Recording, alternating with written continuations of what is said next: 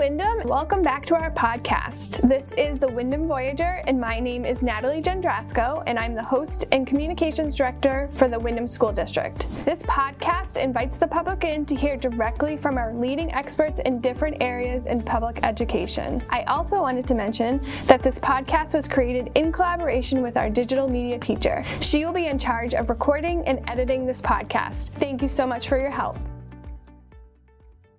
So up next in the studio, we have Mrs. Gauvin.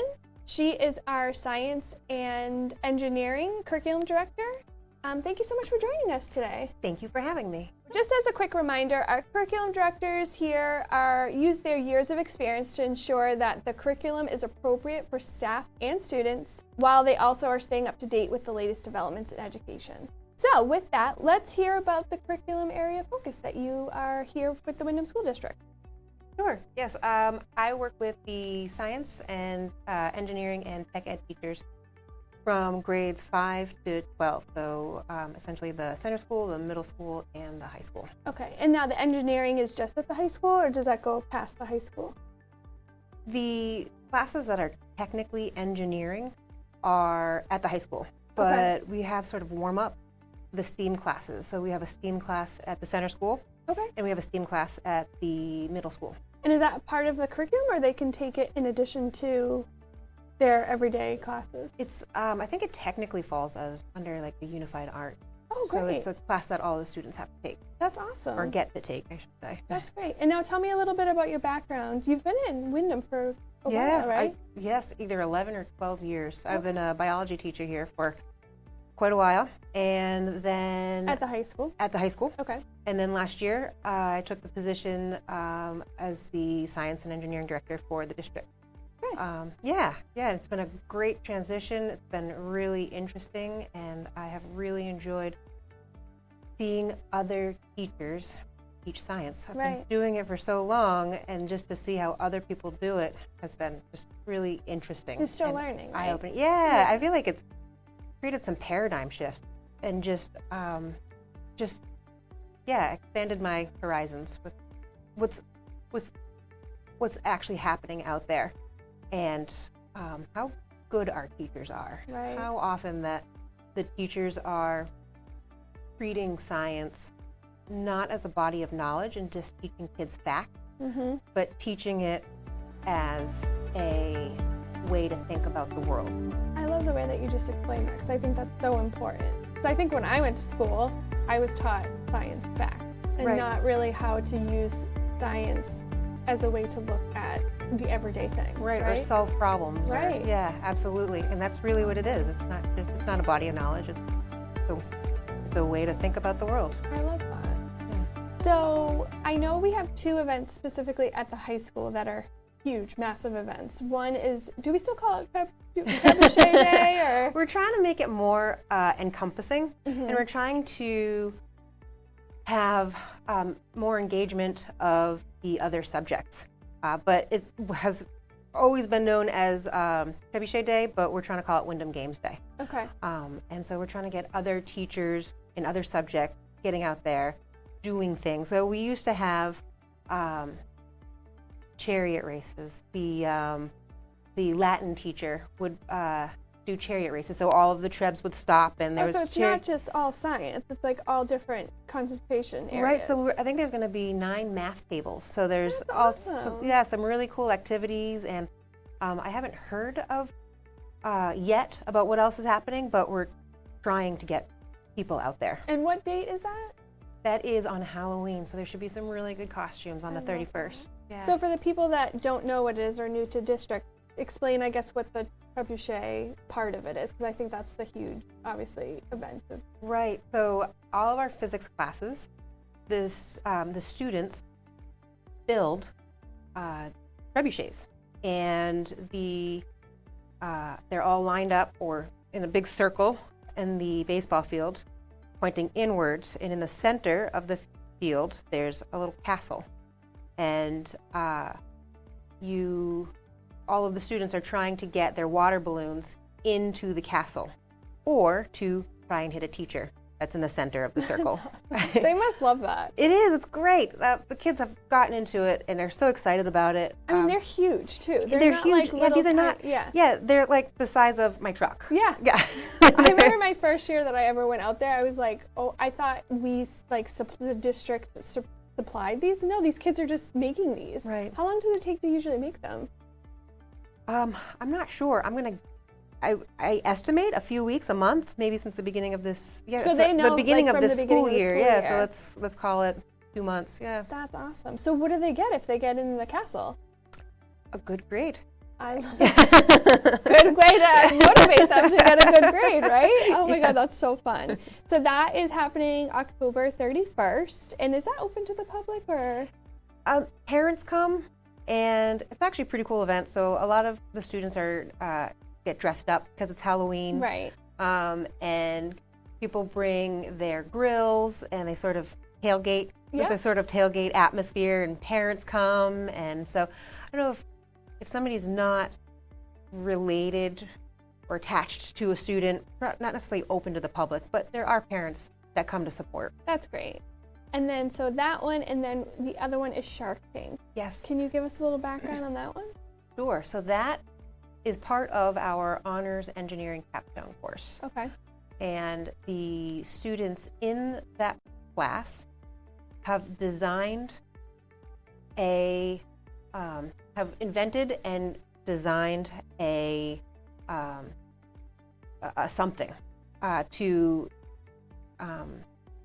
demonstrate or to present to the shark. The sharks are a panel of engineers in the Windham community that volunteer to stand up or to sit up on stage and to listen to the students give their spiel there to try and sell or get funding. And so the winner of this Shark Tank, I believe it's the top 2 winners, get funding to try and produce their invention. That is really cool. I didn't realize that it went past just like a grade, I guess. Oh yeah, it's a really cool event. Pat Capello has done a great job with it, and to see what the students walk away with, and in terms of an experience, is huge, because they have to stand on stage and present. Yeah.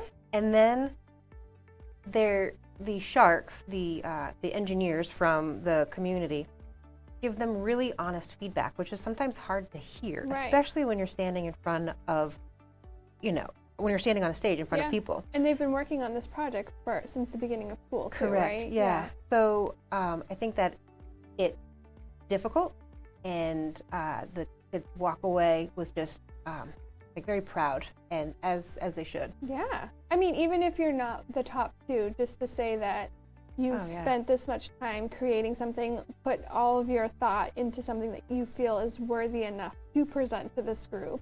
Right. Done all the background research. I mean, that's enough to just be proud that you've been able to kind of get to that point, right? Absolutely. And just creating the prototype and in the things that you have to do in order to get to that point. So the kids have to code and 3D print in order to create product to sort of as their first step in the learning process. And so even that first step is really cool, and to see them growing from that point on is really interesting. Totally.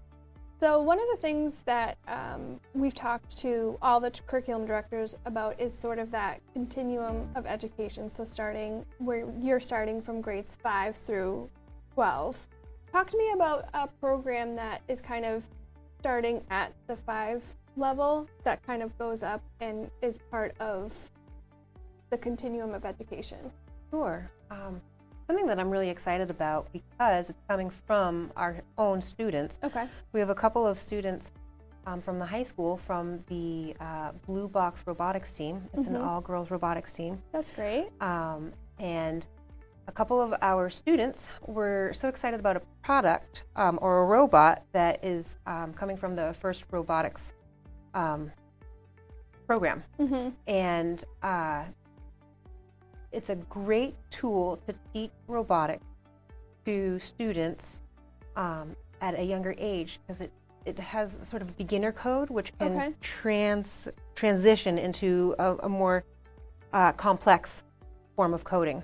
So you can see that transcription. Translation is the word I was looking for. You can see that translation.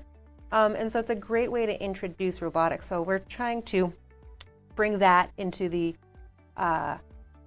center school robotics team, and then the digital literacy class at the center school. We've been talking with Ms. Roy, and she's really excited about trying to get those into her class.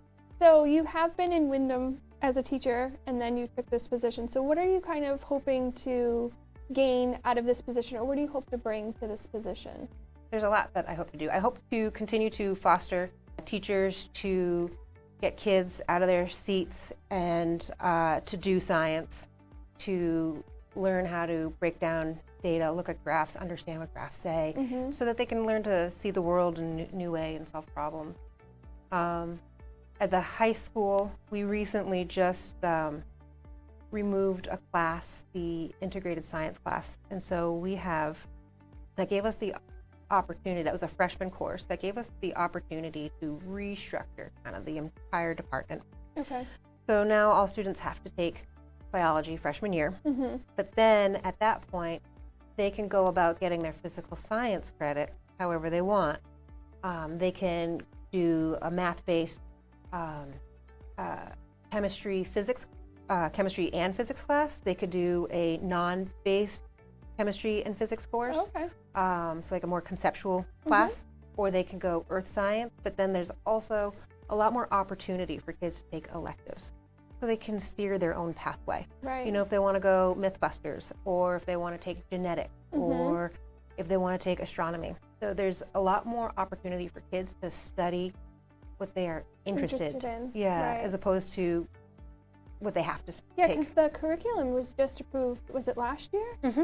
So it's a brand new curriculum, right? Correct. So this year, well, I guess say next year will be the first year that students are going in and having this change. So it'll be a really interesting and exciting time just to see that there are going to be sophomores that are able to take AP chemistry or AP physics, you know, like, and then they can pursue more in-depth courses. They can take those classes as long as they've got the prerequisites. But, that's awesome. And we really want to encourage kids to take the classes that they are interested in, even if they're hard. You know, even if you're not getting that A, challenge yourself. We want kids to challenge themselves. Well, I think that's hard too, especially probably from high school perspective. Sometimes we're looking for like the easy classes, but it's really when you're challenging yourself to learn new things that you're really opening up a whole new envelope that you maybe didn't even know that you were interested in, right?